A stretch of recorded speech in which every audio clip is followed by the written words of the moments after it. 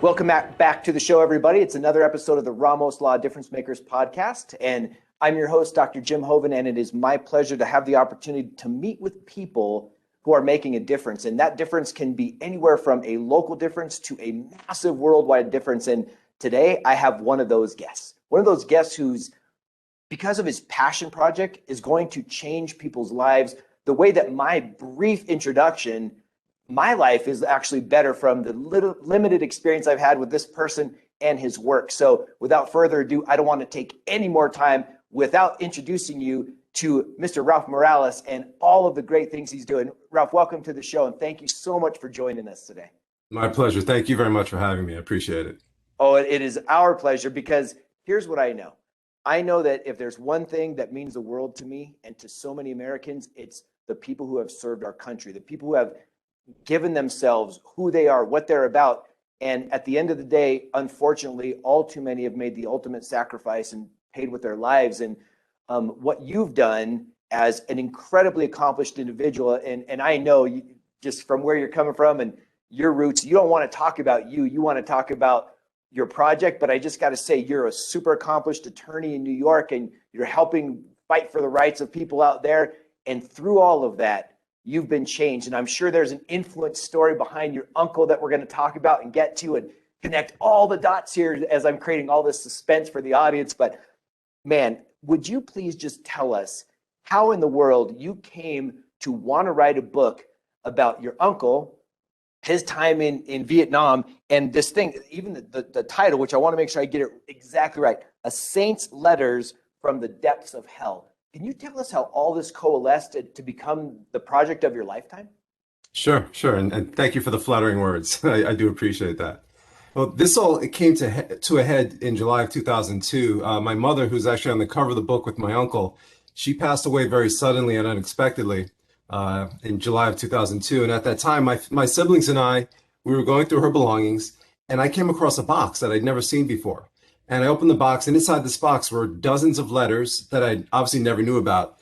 They were letters from my Uncle Vinny to my mother from Vietnam when he was a young kid. And I grew up in the same house that Vinny grew up in. His parents were my grandparents, and he died 16 months before I was born to Lily, his sister. And to be honest, Vinny was more myth than man to me growing up. No one spoke about him. Very rarely did they speak about him. It was almost in hushed, reverent tones. And even as a kid, I realized, wow, he must have been a special guy, but I also knew nothing about him, again, because it was just, he was more a picture on the wall. And I remember as a kid, I'm looking up at this picture and I'm thinking, oh, he must have been some old dude when he died, like a 50-year-old guy. I'm 52 now. I think, oh, he must have been, really old. And so that was pretty much the extent of it. And then I find these letters and I'm like, my God, he was a kid. He was 18, 19 years old when he was writing these letters. And the biggest thing that really struck me was that Vinny and Lily, my mother, were best friends. They were so close. Just by nature of the way he wrote to her, I realized for the first time, unfortunately, after my mom's passing, that she must have been absolutely devastated by losing her brother. It must have floored her. I'm sure she never got over it. She never told us about these letters. And I was very close to my mother, so I was shocked that she never shared them with me. And she sort of just kept them squirreled away in a box. And it was only in reading these letters that Vinny, I realized, wasn't some old guy when he passed away. He was a kid. I have kids older than him now. He was a kid doing crazy things, serving our country as a Marine in Vietnam. Now, I can tell you when I was 18 and 19, the biggest worry I had was what I was going to have for dinner that night, where I was going to go hang out, totally different experience. And to say that I was blown away would be to put it mildly when I read these letters. Wow. And so I can't imagine you're already dealing with grief, and your mom has passed and you're going through all her belongings. And I just lost my dad this past year in the last 6 months. And so I understand, having gone through that process, seeing something on one side, it brings you pain, and on the other side, it brings you comfort. So you're going through, you find these letters. What does that create in you, Ralph? What emotions did you see? Did you wish that you had more time? Did it crush you? Did it inspire you? Because that's obviously the start of this journey for you. Well, the answer would be yes to everything. Yes, to everything. I can tell you honestly, my first reaction was absolute grief. I was completely devastated because I'm reading these letters. And like I said, I was as close to my mom as anything. And I couldn't believe that there was this treasure trove, this history right under our fingertips that we never knew about. And of course, I had a million questions I wanted to ask my mom, just based on the letters themselves. So my first reaction was just absolute devastation, grief, great remorse, because I realized there was so much more about my mother that I didn't know, and that I would never get to know, or so I thought. My next emotion after just trying to process this whole idea of Vinny is now becoming true to life to me. He's becoming a human being. He's now becoming more man than myth, which is what he was not as a kid growing up in the same house as him. My next reaction was inspiration, really. That was my next feeling because I was inspired. I realized, you know what? I need to share this story. It's an amazing story. It's really a piece of Americana when you think about it. And I was never a big military buff. I didn't really know much about the military.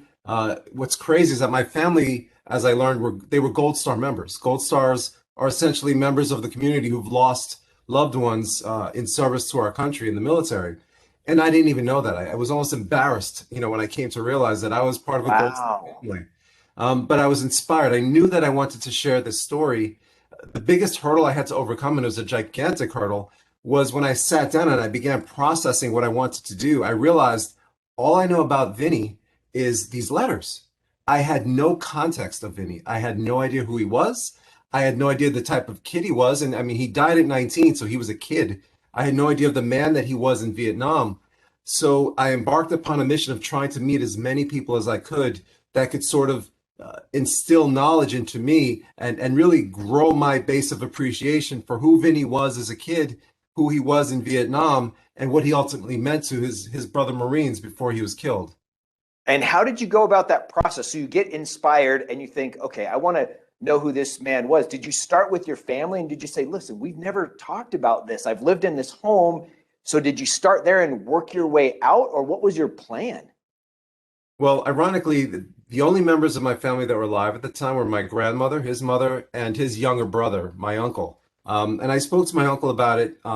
He was 12 when Vinny was killed, and he was obviously very upset by that. So the feeling was I didn't want to reopen those wounds with my uncle.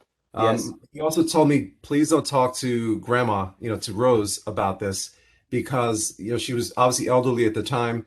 The last thing I wanted to do was to reopen that wound, to basically have her revisit a time that I'm sure was just a terrible time in her life. So I didn't have those resources. What I did instead was I began to look online on military websites, Vietnam veteran websites, to try to find guys that knew him in Vietnam. That was sort of the approach that I took. And over the course of the next 10 years, I met a number of guys, all of whom said great things about Vinny, but none of whom had really substantive memories that would really give me that spark, because I needed that spark. I could have written a complete fiction, and that would have been fine, but I didn't feel that would do justice to Vinny. I wanted it to pay homage to Vinny and to my mom too. So I figured I need to find more. So ironically enough, after more than 10 years, I get a call from a reporter from out in Seattle. And the reporter says to me, are you the nephew of Vincent Santaniello? Which was odd, because I've never gotten a call like that. I said, yes, I am. He said, I'm a reporter from ABC out in California. We just did a big special on a gentleman who's very prominent on the West Coast in Seattle. His name is Michael Regan. You might want to give him a call. He might have some information for you. And he gave him the number. And I'll be honest with you, I was thinking, all right, that's fine. This is going to be another one of those calls where they say, you know what, your uncle was a great guy, but I don't really have, many memories because it's so long ago. So I went into this phone call with Michael Regan with very little expectations, honestly, because that's just the way it had been. And so I get on the phone with Michael, and his voice is very soothing. He's got almost like a Zen aspect to his voice. So we begin the conversation. He goes, are you Ralph Vincent Morales? I say, yes, I am. And his next words were, I want you to know your uncle was in no pain when he died. And that is how the conversation Whoa. began. So Whoa. I was completely floored, to the point where I almost had nothing more to say. I didn't know what to say to him. So after stuttering and probably sound like a bumbling fool, I said, I'm sorry, Mr. Reagan, what are you talking about?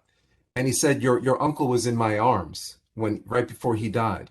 And his brother Marines, John Nunn and Tony Milazzo, who were corpsmen, basically medics in the field, they were with me. And we ensured that Vinny's last moments on earth were peaceful and that he knew that he was with people that loved him.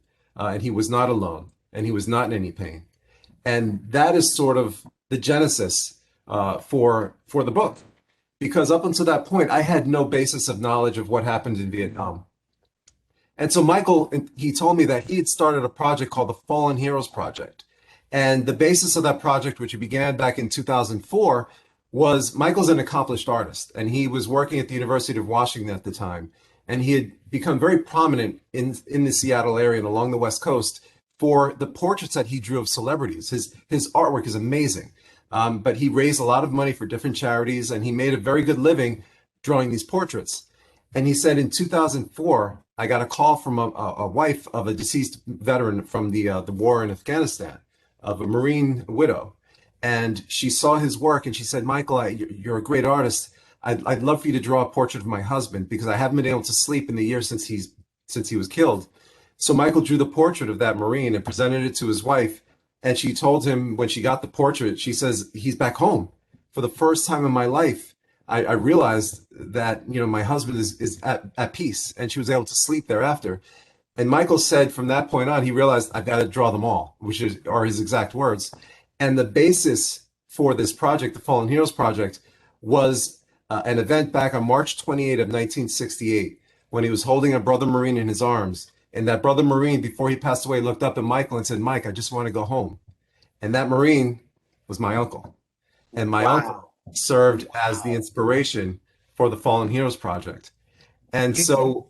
And that just blows my mind, Ralph. It's so crazy that the world connected the dots. This story was meant to be told. And I've seen that interview that was done about the story, and it was so powerful and so impactful to me. How far along was your uncle in his tour when this happened to him? Was he close to the end of where he was supposed to be coming out? He was 9 months into his tour, and the tours for the Marines were 13 months. What's ironic, he was killed, like I said, on March 28th of 1968. He was going to be the best man at my mother's wedding. She was supposed to be getting married just about 8 weeks after that point. And so what I learned in these letters is Vinny was constantly asking my mother, do you want me to wear my dress blues? Do you want me to wear my dress greens for the wedding? So he was terrible. It's a terrible story in that respect. It's a very tragic story, but he was killed 8 weeks before he was going to be the best man at my mother's wedding. Oh, wow. And they were close. You already commented, they were best friends. What did you gain or learn about your mother from those emails? Was there something that you took that now you can relate and help with who she was as a person from the letters that she and he had exchanged all those years back? Well, I can tell you this. I knew well before the letters, my mom was a very, very tough woman, very, very she's street smart. She grew up in New York City. She had experienced a lot, and I could tell by nature of the letters they would go at each other. They would call each other names. They would make fun of each other. I mean, they were 18 and 20 at the time. But what I came to really respect and appreciate was that there was a respect factor between the two of them, a love, and it was a bond, almost a promise. I'll take care of you. You take care of me. I'm going to be there for you forever. You're going to be there for me forever. And it was that whole thing where she kept in the letters, you could tell she must have been saying to him, Vinny, you better make sure you come back home. You're going to be the best man at my wedding. I'm not going to take any excuses. You better make it back, type of thing. And that was sort of a vibe that I got from the letters. And I really incorporated that into the story that I wrote.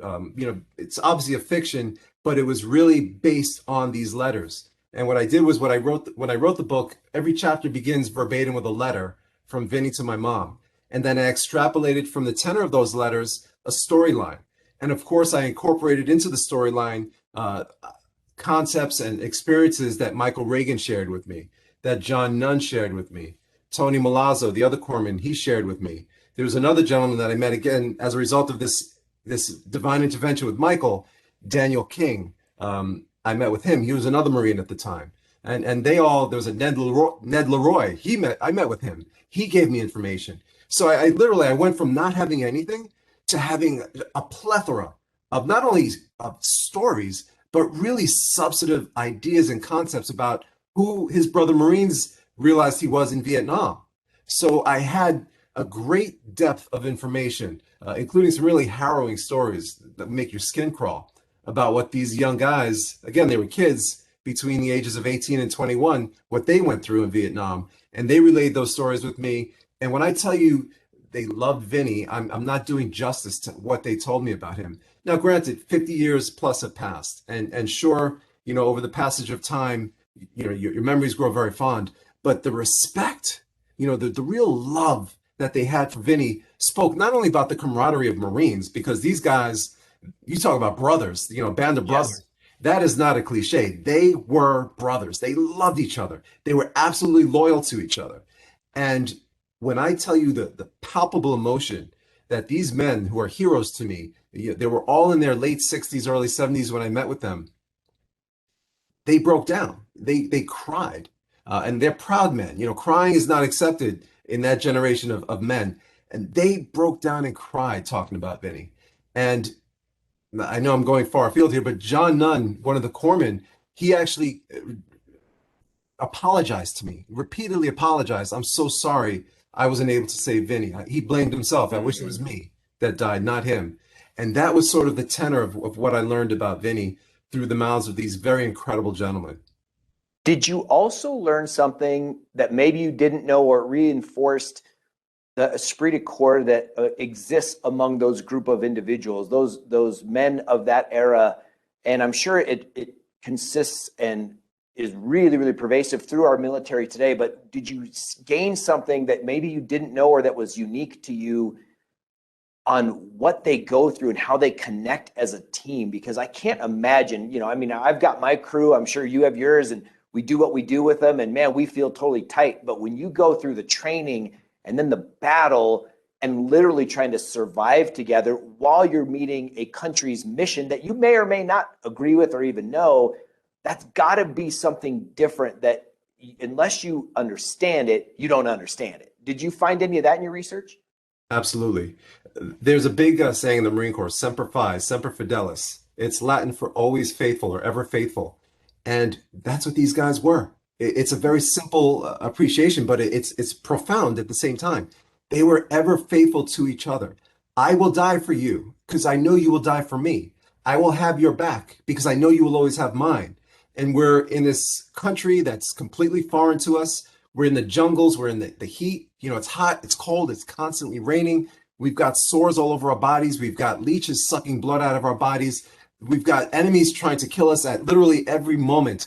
But I find solace, if there's any solace to be found in the depths of hell, it's solace knowing that you are my brother and that you will always look out for me. You will protect me. And if God forbid something happens to me, you will never leave me behind.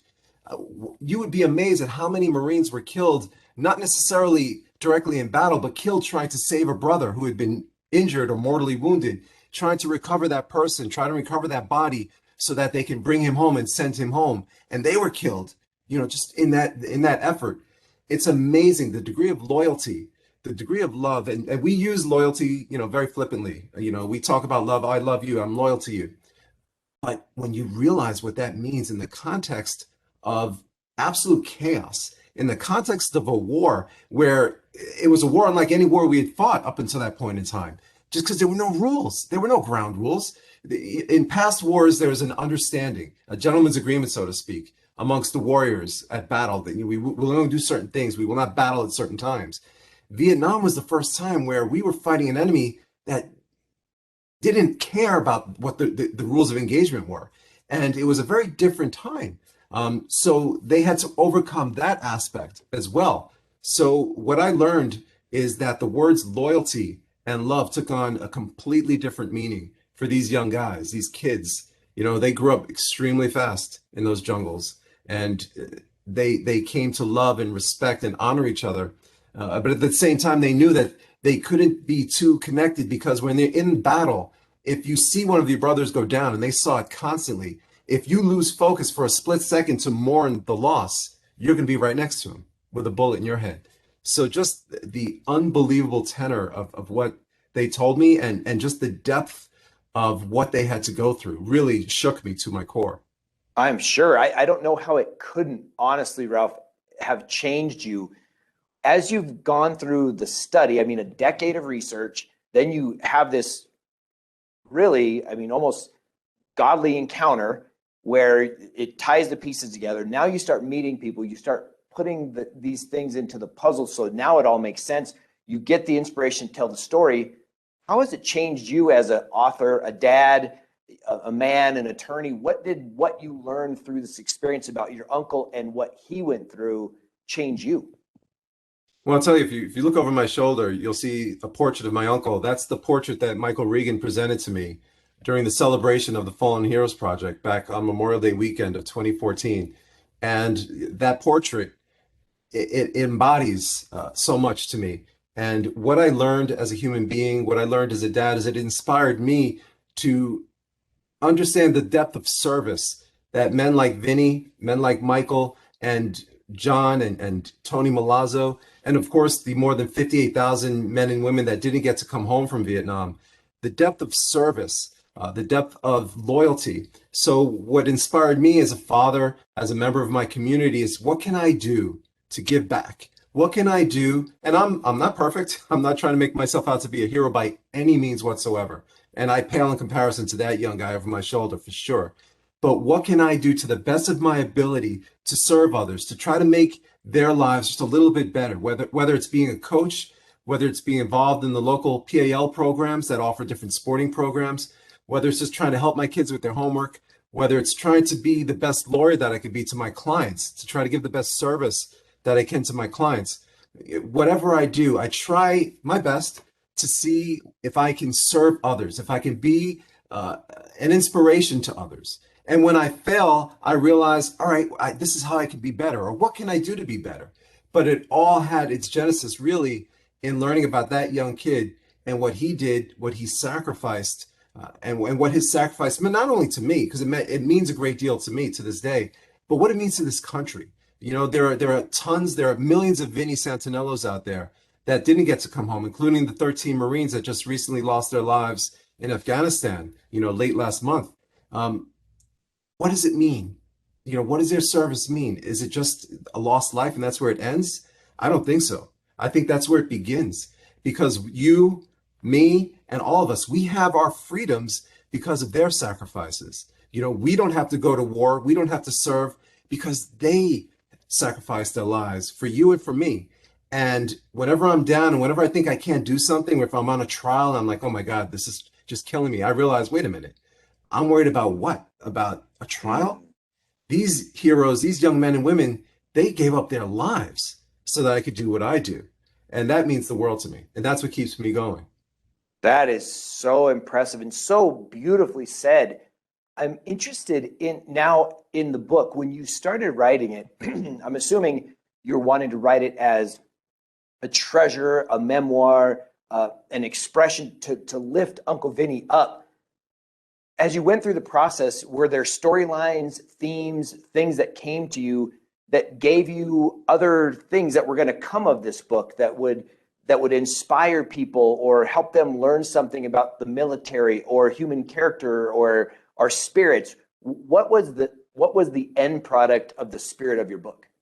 Well, I mean, it's a great point that you bring up. The one thing that I was missing after meeting with those men in Seattle and back home was I didn't have the context of who Vinny was before Vietnam. Now I knew who he was in Vietnam. So by happenstance, I remember there was a gentleman who I recalled as a very young kid. His name was Chang. John was a family friend. What I didn't know when I was a kid was he was very, very close with Vinny. They were actually best friends in Jamaica, Queens, which is where Vinny grew up and I grew up. It's a borough of New York City. And I connected with John. And John, to this day, says his best friend is, not was, but is Vinny. And John gave me so many stories about who Vinny was as a kid. And it was really John that helped me understand not only the Vinny before Vietnam, but the Vinny after he was killed. Because my grandparents, when they found out that Vinny was killed, they didn't want his body to be coming home by itself. And so they asked if John could help him come home. Now, John was in the last month of his tour. He was a corpsman as well. And he had done his whole tour. He was in Japan, in Okinawa, Japan, to serve out the last 4 weeks of his tour when he got a call saying, John, there's a Mr. Santaniello from New York that wants you to do a favor for him. And John realized at that point what that was. And then he realized, oh my God, my best friend is dead. And John accompanied Vinny's body back home from Dover, Delaware to Jamaica, Queens, stood guard over his body during the wake, and was there for the funeral.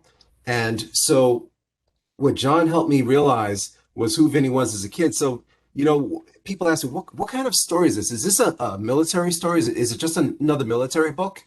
And to call it a book about the military, while it obviously has a big element to the book, is almost a disservice. This book is about human relationships. When people ask me to describe the genre, I struggle because it's not just a military book.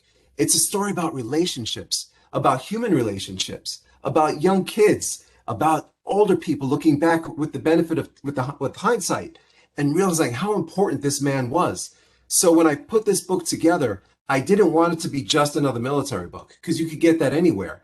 I wanted it to be about the human experience. This book is a book about loyalty, about love, about terrible tragedy, about human perseverance, and about overcoming. And it's all of those things. And it's all of those things through the eyes of some young knucklehead who's, trying to goof on his sister, who's trying to bust jokes with his friends in Vietnam, but is trying to survive 1 second at a time, 1 nanosecond at a time. What I learned from those guys in Vietnam is you can't worry about what you're going to do 5 minutes from now. You may not be alive 5 minutes from now. You got to know what you're doing right now and the second after right now. And then that's how you take it. 1 second at a time. That's one hell of a way to try to live. Can you imagine trying to live 1 second at a time? No. So that was the theme of the book. It was sort of a collection of human experiences. And what I tried to do to the best of my ability, and readers have actually contacted me and said that I was successful in this goal, I wanted you, the reader, to feel that you were part of that story, that you were either a Marine, you were a Santaniello, you were a friend of the family, you were part of that story. And you felt what was going through the minds of those men when they were in Vietnam. You felt what was going through the minds of the Santaniello family when they were struggling, hoping that Vinny was going to get back. Because Vinny was the rock of the family. He was the oldest son, and he was going to come back home, and he was going to serve, and he was going to do justice, and he was going to help his family. He was going to be that next one. And he never had that opportunity. And I wanted the readers to feel that palpable sense of loss and that palpable sense of tragedy, again, because I wanted them to understand, how do we persevere in times of great tragedy? Do we succumb to it? Do we surrender to it? Or do we do what we can to mourn, to appreciate that life that was unfortunately snuffed out? And what do we do not only to move on ourselves, to overcome, but what are we doing to keep that person's legacy alive? And through the magic of this book, I think that's what I brought to the readers, that Vinny isn't just another young man that lost his life. Vinny has a rich legacy. He has a legacy through Michael with these portraits. Michael has drawn almost 9,000 portraits, free of charge, Wow. a nickel. And there are almost 10,000 of these portraits hanging in the families, in the homes of families that have lost loved ones, whether it was in Vietnam, in the war against Afghanistan. Michael has drawn the portraits of those children that were killed in Sandy Hook. He's drawn portraits of police officers that have been killed in the line of duty. He drew the portraits of those individuals that were killed in the church down in South Carolina. So he has done so much to try to bring a sense of closure, dignity, respect, love to family members that have lost loved ones. And it's through the Fallen Heroes Project. And Vinny is alive in every one of those portraits because Vinny serves as Michael's muse. Vinny is Michael's inspiration. And without Vinny, there would be no Fallen Heroes Project. And as much as I would have loved to get to know Vinny, because I think he would have been a phenomenal uncle, I think he would have been great. I'm proud. My sense of loss, my sense of sadness is overcome by a great deal of pride and respect, not only for what he did in service to our country, but what he does through the Fallen Heroes Project, through that magical right hand of Michael Regan. That is so fascinating. Man, I'm telling you, there's so much to unpack in all of this, and the way that you've just been able to grab it and bring it together and then share it with us, the reader, it's really remarkable.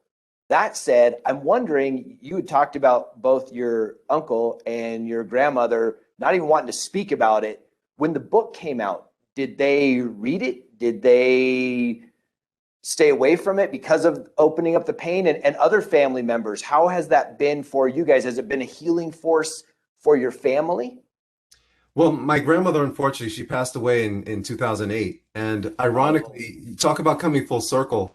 I finished writing the first draft of the book on January 8th, 2013, which was the fifth anniversary of my grandmother's death. And I didn't even realize it until I sat there and I realized, oh my God, I'm done. And here's what this day means. So, my uncle, his younger brother, I don't think he was ready to really, dive back into that. And I love him and I respect him, and I wasn't going to push it on him for sure. But Vinny has a number of cousins and second cousins that are still alive. And I wasn't necessarily very close with them because I didn't really get a chance to know them. But since this book has been out, I've gotten a lot of incredible feedback and the overwhelming sense of pride that they have because they knew Vinny. They knew him very well.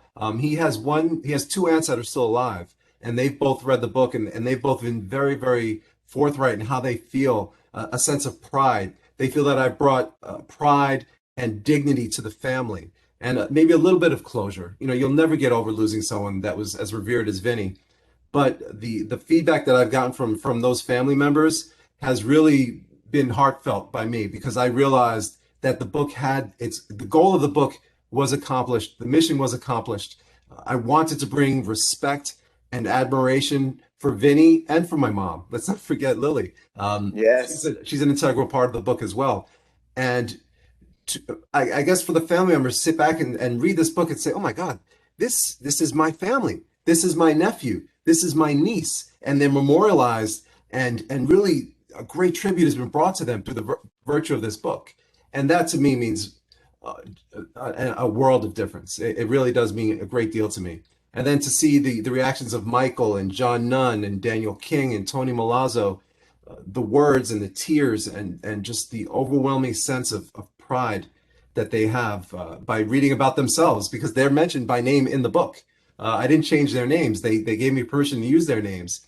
So it must be surreal for them to sit down and say, I'm reading a book about me. That's but it really, the combination of that sense of gratitude made every ounce of hard work that was put into this book well worth it. I would do it again in a heartbeat.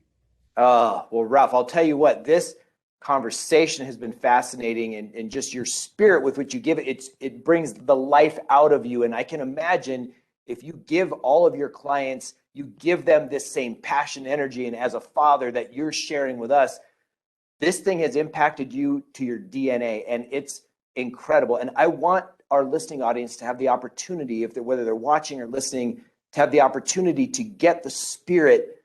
We'll call it the Vinny spirit, right? How can they get between Vinny and Lily, and how can they get that?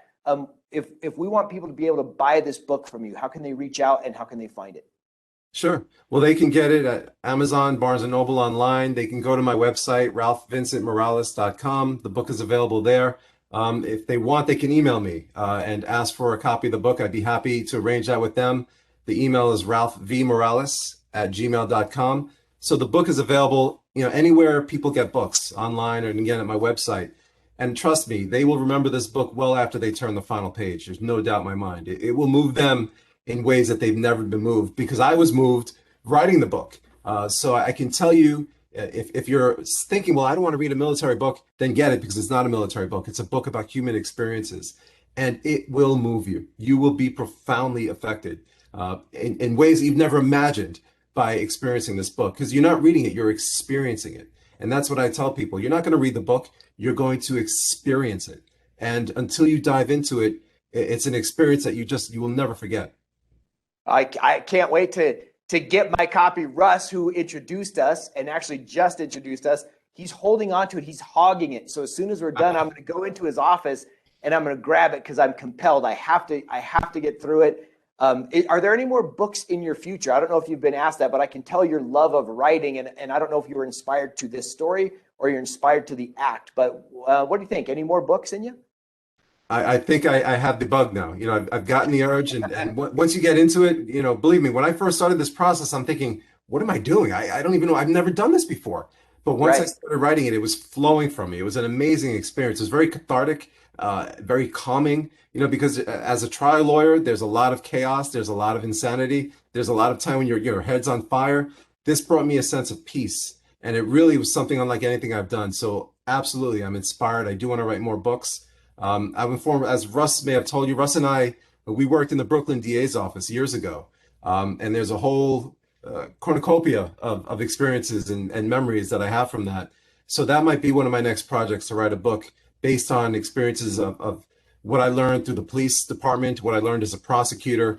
Because you want to talk about craziness, there's a lot of stories that could be told about what was going on back Yes. in the 90s in Brooklyn, for sure. And one final thing, I got to bring it up now that we're kind of at this point in the conversation. Am I right in saying that my understanding is that you and Russ, who works in our office as an attorney, wonderful attorney here, you guys were together on 9/11. Am I understanding that right? Yes, yes, we were. And That experience, I've heard him tell his side of it, and it's just an emotional roller coaster for me to hear his experience. And I can't imagine for you guys that would be another just tale that people would want to know, like, because we all felt it, but you couldn't feel what you guys felt who were right there next to it. yeah, that was to say it was surreal. It was unbelievable. I was going to work that day in Brooklyn, and I just walked out of the subway station, the Lawrence Street subway station in Brooklyn. I'm walking up the steps, and I get a phone call on my cell phone. It's my mother, and she goes, "Are you in your office yet?" And I said, "No, why? What's going on?" Because she knew my office was at 350 J Street, which is downtown Brooklyn, and my office had a view of the East River, the Brooklyn Bridge, and the Twin Towers. It was an incredible view. And I said, "No." And she goes, "Well, a plane just hit one of the towers." And at that time, you can't think of that in the context of 2021. You got to think about it in the context of Yes. 2001. I was like, all right, maybe it was a small plane, no big deal. I'm like, all right, mom, no worries. I'll let you know what happens when I get to the office. So I go to my office, and there's a bunch of attorneys milling around in my office because I had, the perfect view. And I remember I was struck by the size of the hole in the North Tower. And we saw sparkling things falling out of the hole, and I was just in just shock at how big and how black this hole was. And what we subsequently learned was what we thought was metal. Maybe it was metal and glass falling from the tower. It was also human beings jumping out of the building because of Oh, the unbearable heat. And what I remember is we're all standing there, sort of murmuring and in shock and not really understanding or processing what's going on. And then we see from our left what looked like it was we thought it was a missile, a black object, because the second plane was flying so low and so fast that it was in the shadows of of the buildings. So I just remember a lot of people screaming out, "It's a missile, it's a missile." And we see this thing flying. And unfortunately, the image that everyone saw on television of the second tower, that terrible fiery explosion, that's what we saw. And then we begin realizing, wait a minute, this isn't normal, right? Something is wrong here. And of course, there was sheer panic, there was chaos. And the next memory I have is being outside of the building, because then we start hearing all the buildings are going to get attacked. Every federal building is going to get hit by a plane. That's what we heard on the news on 1010 Winds, which was a news station here in New York. So everyone's running out of the building, and Russ and I met in the front of the building, and we realized, what are we going to do? So we started walking around, and the one thing that struck me, and I know it struck Russ, downtown Brooklyn is so loud, because it's like Manhattan. It's so loud. There's so much going on. And the one thing that struck me is that it was silent. It was eerily silent. And Russ and I were sitting on the steps of Borough Hall, which is right across from our building. And I remember we didn't say a word to each other. We were both sitting there in literal shock about what had just transpired. Um, and then we start hearing this loud sound above us. And we look up, and it's fighter jets. And we realize, dear God, we're at war. The magnitude of what had happened still hadn't settled in. But when we see the fighter jets, and we realized we were in the midst of something that was unlike anything we'd ever lived through. And the next thing I remember was ghosts walking down from the Brooklyn Bridge, coming down Court Street. And when I say ghosts, they were people covered head to toe in soot. And I remember watching them, and again, I couldn't really process what was going on. I knew at that point that the first tower had collapsed. But again, the magnitude of that hadn't sunk in. And now I see these people walking, and the one thing I remember vividly was an African American woman who was walking with a terrible limp. And the reason I remember she was African American is because not because I could see the color of her skin, but because her tears had washed away some of the soot that was on her face, and I could see her complexion amidst the gray that she was otherwise. And the reason she was limping is she was walking with one heel on one foot and no shoe on the other foot. And that was tough. It was tough. I mean, it's 20 years later, and I still, I wish I could forget it, to be honest with you. I wish I could forget that explosion. I wish I could forget the fighter jets. But it's a terrible image that's burned into my mind. And it'll be just as painful today as it will be 10 years from now, 20 years from now. It's just something that you never forget. And to know now, obviously the great deal of lives that were lost, the 343 firefighters, the dozens of police officers and EMS workers and court officers and Port Authority officers that were running into that building while thousands were running out. Just the level of courage, it sort of comes full circle when you think about what our armed forces do. They readily sacrifice their lives, knowing that they could die. And these policemen and firemen and other, first responders, I'm sure that was in the back of their mind, but at that moment, all they were thinking was, I'm going to get in there and save people. And then they unfortunately perished. It's just the magnitude of the loss of life is something that will live in me forever. The degree of respect I have for those first responders, but also the degree of just great sadness I have for those family members that, they lost loved ones who were just trying to make a living. They wanted to go to work and they intended to jump on the train, jump in the cab, jump on whatever they were going to go back home, and they just go back to work the next day. That's what it was. It was a routine, and their lives were completely and eternally affected by that terrible tragedy. Well, you have done a magnificent job describing that for us today. Thank you. That wasn't even necessarily part of what I was intending to talk about, but just the way that you tell stories. You're such a great storyteller, and thank you for allowing us to feel a little bit of what you felt that day. And again, I think there might be a story for us all to come out of you from your perspective on that. But man, just know that you have a constant friend here. Know that we appreciate all that you've given, this gift that you've given us. We're going to be able to all share it and keep Vinny's legacy alive. And in the meantime, we're all going to become better people at it. So, man, Ralph, thank you. Thank you for taking the time, for joining us. And I wish you continued success in everything that you do. Thank you so much. It's been a great opportunity to speak with you. I appreciate it. My pleasure.